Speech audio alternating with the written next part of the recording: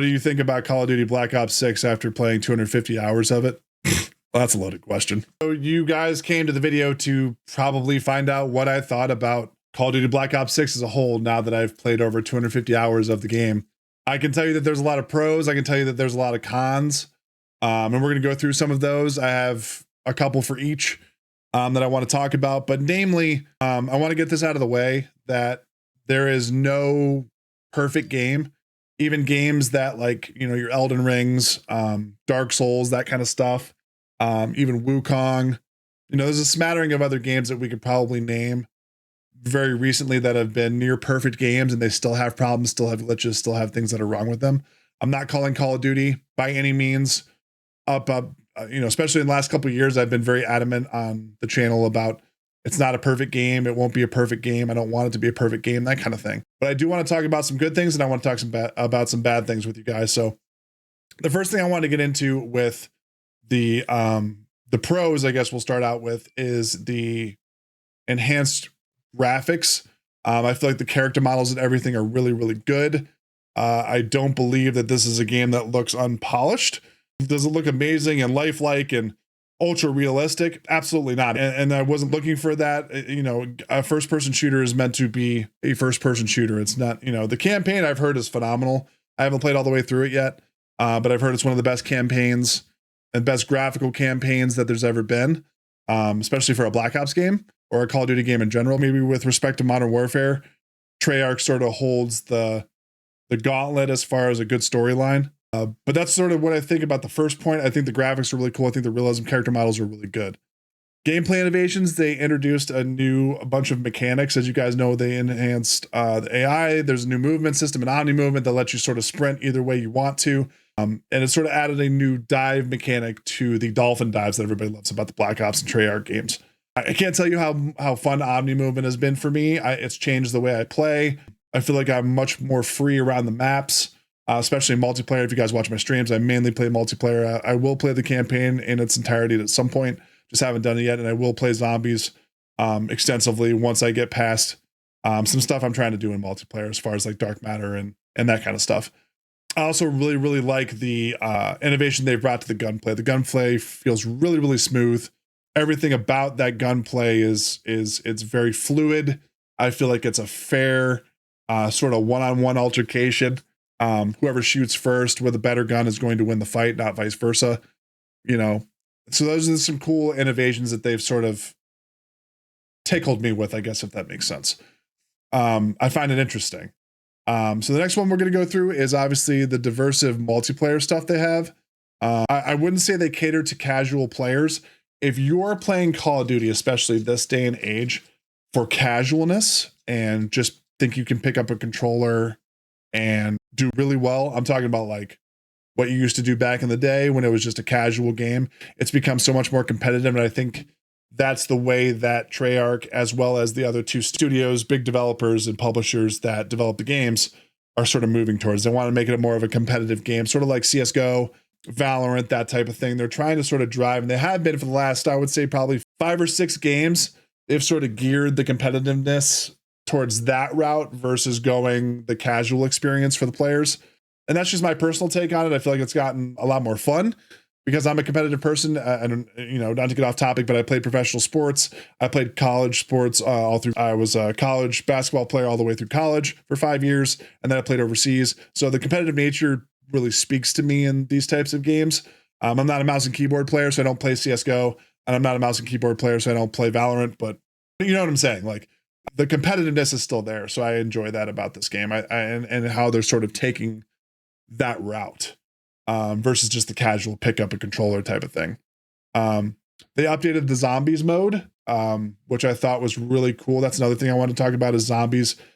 I've said in previous videos, their saving grace probably for everybody to get hyped on this game in the first place was bringing back round-based zombies and some other things that they've brought back, which are really cool, which is like the classic prestige system, which as you guys know, I've grinded the shit out of that. I think I'm like prestige 7 or something. And I'm almost prestige 8 and the game's been out for what, maybe 2 months. And I'm almost at master prestige, which is kind of crazy because I've never, and that's another sort of egg in the basket for this game is that this is the first Call of Duty game in a long time where I'm still not tired of it after 2 months or so. And I played both betas. I played extensive multiplayer up to this point, like horrendously long sessions of multiplayer, and I'm really, really enjoying it. I haven't got tired. The dark matter grind is still good, even though I'm sort of hitting a brick wall with some certain gun classes and that type of stuff. But it's getting to the point with this game where I'm not getting bored. You know what I mean? There's always sort of something to chase. Maybe after the dark matter grind, we go for like the camos and zombies. If we go for the camos and zombies, maybe we go for the ones in Warzone. Then we go for ranked play. You know, with this iteration of COD, it feels like there's a lot more goals to chase that are going to keep you sort of entertained, if that makes sense. And that's what you want from a game. That's what you want from media in general, is to be entertained. And I think they did that really well this year with both zombies as well as multiplayer, and then getting into the campaign. I think will be interesting too. The next point I wanted to go over was cross-platform play. They basically did this game exactly the way it should have been the last 5 games over. I've said again in previous videos that I didn't really agree with how they've done the PlayStation, PlayStation people first, then it goes to, Xbox, and then it goes to Windows. They did a really cool thing with it this year is when Microsoft bought the Call of Duty franchise, or Activision rather, they put it across all platforms simultaneously. So there was no PlayStation weekend, there was no PlayStation Xbox weekend, and there was no PlayStation Xbox and Windows weekend. So theoretically, if you had a PC and no Xbox and no PlayStation, you played 1 out of the 3 betas. You see what I'm saying? Like it's an exclusivity thing, but at the same time, you're excluding people from testing your servers, testing the demand of your servers, and all of that kind of stuff. It all sort of plays into just making your game run better. Now, we'll get into the running of the game here in a little bit. I'm not saying it does run better, but I'm saying that gives you the opportunity to make that happen. And then last, what I'll say is live service. They've touted the fact that they have a new anti-cheat.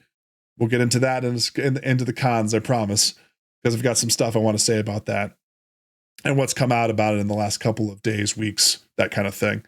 But they've touted live updates, including new map updates, keeping the game fresh and engaging, trying to keep people playing rather than doing the vice versa effect where the game's dead in 2 months and nobody wants to play the frickin' thing. I do want to get into the cons. So as much as I like this game, there are some very, very glaring mistakes that they need to fix. Do they need to do it in this iteration of Call of Duty? I will preface the cons by saying this. I genuinely like this game. There are problems with the game, and we're going to get into those in just a second, but I want to preface it by I don't dislike the game. That's why I sort of did the pros first, but I do have some glaring mistakes that I think they need to fix in a wide spectrum, both immediately and in the near future. They can't waste too much time, but anyways, the price point of the game, especially if you aren't a Windows PC user, an Xbox user, you are going to have to pay $60 to play this game if you have it on PlayStation. The cool thing about having an Xbox or a PC is they made it available for Game Pass. So if you have an Ultimate Game Pass on Xbox versus a PlayStation subscription, you're not paying $60 for the game. You're paying per month for the game. I think it's $20 for a Game Pass subscription. So you theoretically could have paid $20 if you had a PC or an Xbox. PlayStation, you're kind of shit out. You're kind of SOL. But if you had an Xbox subscription for either PC or for Xbox, you were able to play this game for $20 for a month. If you didn't like it, you lost $20. So, like I said, PlayStation users, sorry about your luck. You're kind of screwed at that point. But I do like the fact that they brought it to Xbox Game Pass rather than people paying first year out of the gate with a new game under a new studio, aka Microsoft, and doing people dirty, everybody dirty like that. You know what I mean? It wasn't intentional probably, and maybe they'll do something next year with PlayStation where they will forego the $60 and maybe do something with the PlayStation subscription. I don't know. Maybe this was sort of their like toe dip in the water scenario. Maybe that's what they did. Competitive gameplay. If you play a shit ton of multiplayer, you can only play so much team deathmatch before it starts getting boring, or you can only play with so much gun. You can only play with a gun so long before it gets boring. And you want to try other stuff. So I really hope that they start innovating the gameplay as well as updating the maps, bringing us new maps, because every map is live. Before you had to pay for map packs back in the day. I don't know if you guys are old enough to remember that, because I'm that old. When you actually had to pay for the map packs. But now map packs are free updates. So as soon as new maps come out, they usually load them, that weekend or the weekend after or whatever.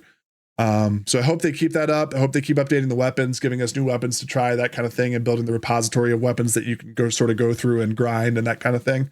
Another huge con that I have with this game would be the balancing issues. I think there's a huge skill gap in this game that people aren't aware of.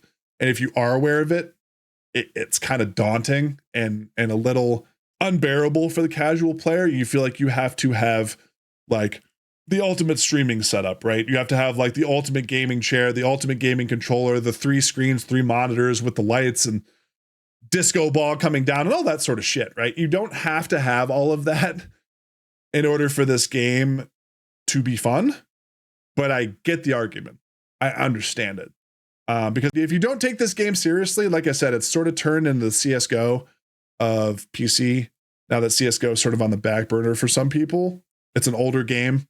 A lot of iteration has taken place with that game. I'm not saying it's unpopular because there's a shit ton of people that still play CSGO. What I am saying is that Call of Duty has stepped into that realm of competitive games where like you don't just pick up a mouse and keyboard and go play CSGO. You don't just pick up a mouse and keyboard and go play Valorant, right? It takes time to develop skills and wherewithal and map awareness and character awareness and who you're playing against and who's on your team and that kind of thing. And I think Call of Duty has taken that step. Now, if that's too much for you, I completely get it. You want a casual experience? I totally get it. That's not the way this game is heading, in my personal opinion. But at the same time, you start to play devil's advocate and be like, if it's not fun for you, you can't really play the game. It's sort of a hand-in-hand type of thing. Just along with the balancing issues, another one I wanted to talk about was a huge learning curve with this game. There's a whole new movement system. It's a Treyarch game, so they're going to do things out of the box, things that are innovative. But I think the biggest thing that people will struggle with this game and games beforehand, if they come back to Call of Duty or try to play Call of Duty again, or this is their first game back, or whatever the case is, there's going to be a skill gap. You're going to notice it, and it's going to be palpable. It sounds really corny and cliche, but either rise to the challenge or don't play the game if it's not fun. Why put yourself through the aggravation of playing a game you don't like? That doesn't make sense. Games are meant to be fun. They're meant to be fun. They're meant to be joyful. They're meant to ease stress, not put it on. And I feel like this game is a lot of fun. Do I get mad at certain points? Do I get frustrated? Yeah, because I'm competitive. I'm not mad at the game. I'm mad at the fact that I lost. Something didn't happen my way within the game. It's not the game's fault.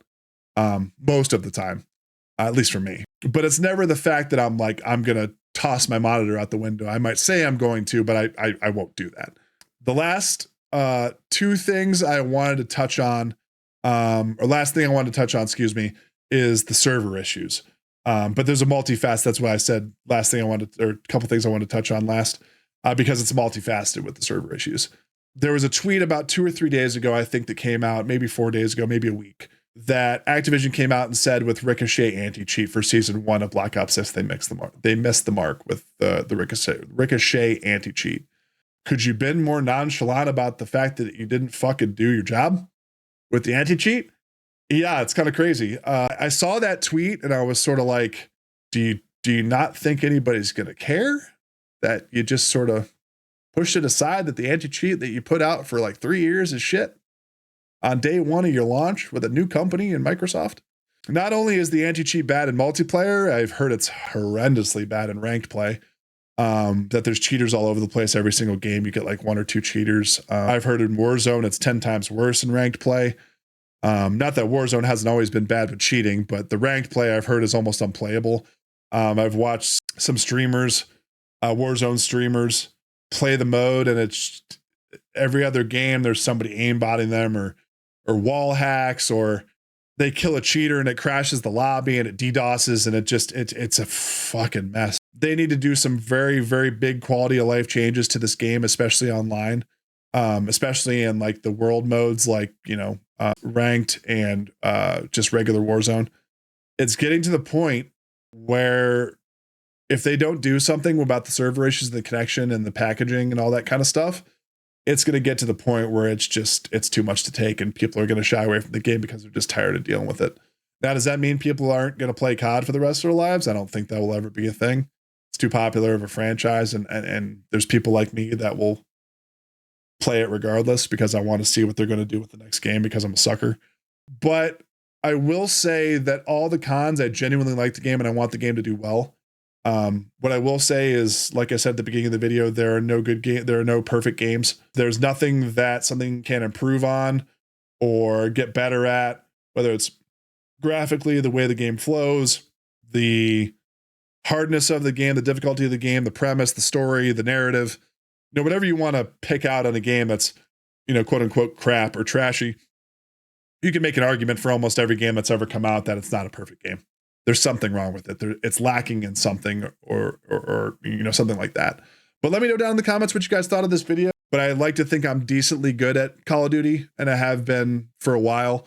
This is, I've played 250 hours of this game, mainly multiplayer, where the competitiveness really rings true. But what I will say is that even with the competitive curve that this franchise has taken, I'm actually really enjoying the competitiveness. Maybe that's just because I'm competitive. I was an athlete, call it whatever you want.